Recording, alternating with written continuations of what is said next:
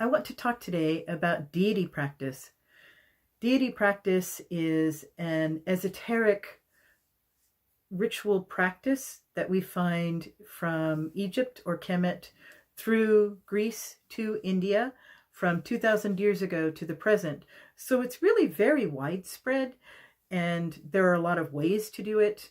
It's important to respect each of the ways that deity practice is performed in their own cultural context. The way that I practice it is grounded in the Hellenistic world of a couple of thousand years ago, when this was very, very lively, very alive among the ritualists at that time. So I approach it from the mystery school of the Greek philosophers, where it was called Theurgy, which means God work, but you can say deity practice because that's a good translation of it. It was suppressed in our world, in this part of the world, but continued to be practiced in the East, in India and in Tibet and Nepal. This is still very lively practice. So I also am a tantric practitioner, and I find that the tantric practices are very, very cognate. They're different in some ways, but they're very similar. What they do is that they validate what we're doing to bring the Hellenistic practices back online, to bring them back into the esoteric world in the West. They validate what we're doing. So the deity practice has, as we do it, has 3 stages. The first stage is to take deity and put deity in a statue. The second stage is to take deity and put deity into yourself. And the third stage is to take yourself and move yourself up into the realm of deity. And we do this in imagination, in meditation. The practice of putting deity into a statue is very lively in India and in other parts of Tibet and Nepal. You put deity in a statue. You can look on YouTube and find videos of people doing puja, which is ritual. And they'll have a little altar and put a little deity statue and offer food and other things, pour things on the statue. And then when they're done, take the statue and put it back on the shelf. In the West, this was suppressed, so we have lost that. So that's something that's really lovely to bring back into our tradition. So that's the very first step. Then the second step is to bring deity into ourselves. And the self has at least 3 components, but we'll stick with 3 for now. You have a body, right? You have a soul, which is the spark, the spirit, which goes forward through eternity.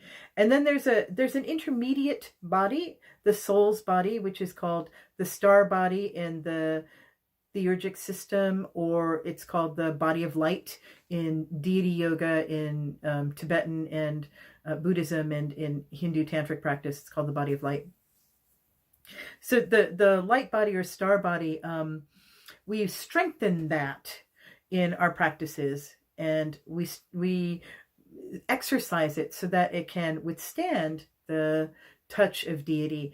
And it's also a death practice. It's a practice that strengthens us for the moment of transition from this body to the next phase of our existence. As we strengthen the star body, the body of light, then it becomes more capable of retaining power as it moves through those transitions.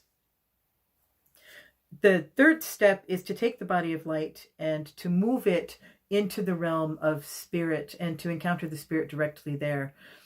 As you're doing these 2 practices of the spirit comes to you, the deity comes to you, and you go to the deity, it's helpful to think of the deity as having an outline that you then inhabit, that also inhabits you. So there's an interpenetration of the deity and of you, of these forces, and they become melded. And that allows for contact.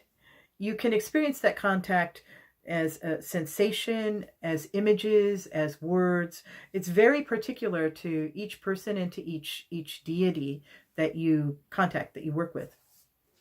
The contact itself can be awesome and joyful and strengthening and very much the core of what a spiritual life is about. I thought this is a time when we need those things in our lives. We need strength, and we need healing, and we need a sense that we are loved and that we are held, to understand who we are in the universe, and that whatever happens, we have a center, a place where we can go, and that we are whole and alive and okay. So that's why I'm doing this particular set of practices just now. I'm starting a set of practices that are based in Hellenistic ritual, the Hellenistic ritual system, and it's working with the deities of the Olympian world, the 12 Olympians. They're called the Dodecatheon, or the 12 deities. We see them in, we call them mythological, and we talk about them in the past tense. This is who they were, and these are the stories that were told about them. And I find that all of that is very unhelpful. The stories that are told about them are stories about the deities being violent to each other, being violent to the world, being jealous, raping, and engaging in great fits of anger.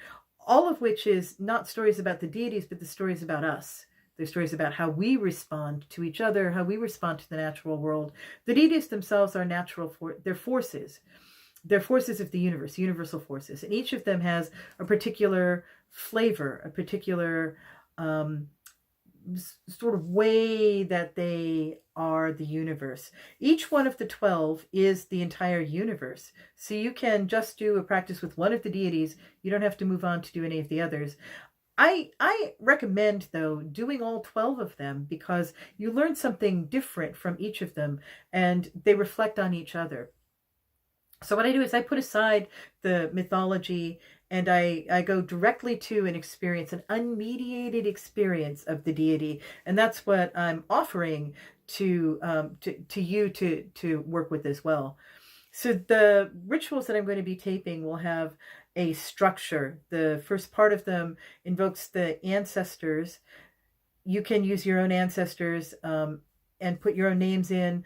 I will invoke the teachers in this school, Iamblichus, Asclepigenia, and Proclus, to guide us in our work. Then invoke the spirits, they're called teletarchs, invoke the spirits that will help to move the energies of the ritual and mediate between us and the deity and make it possible for us to make that connection. Then offer the statue itself is an offering, and then offer the statue food. Then we move into the meditation. It's a meditation where the deity comes to us. And then the next meditation where we go to the deity. The ritual concludes with the consumption of the food. As we've offered food to the deity, then it returns to us, and the deity returns energy to us. And that also has a grounding effect. It settles the energy into us.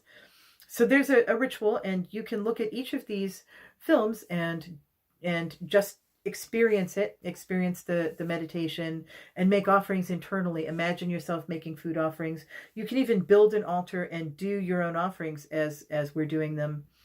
But the idea is that it doesn't just end with that one ritual, that you can then take it and make it a nightly practice. This is something that almost all spiritual systems have, some sort of regular practice. So you can sit. Now, this is my meditation chair. I do my nightly practice in this chair. I sit for 10 minutes or a half hour or an hour. If I'm working with my teacher, we can go for 2 or 3 hours. You can do it for 5 minutes.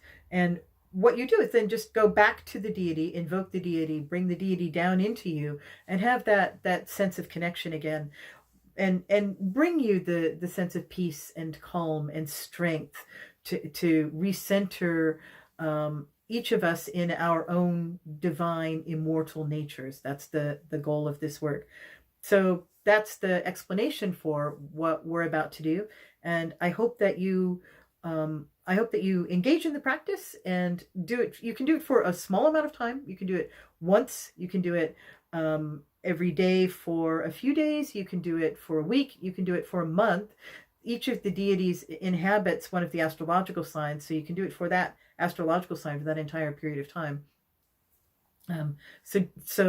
I offer you that the more you do it, the more you get out of it, like anything.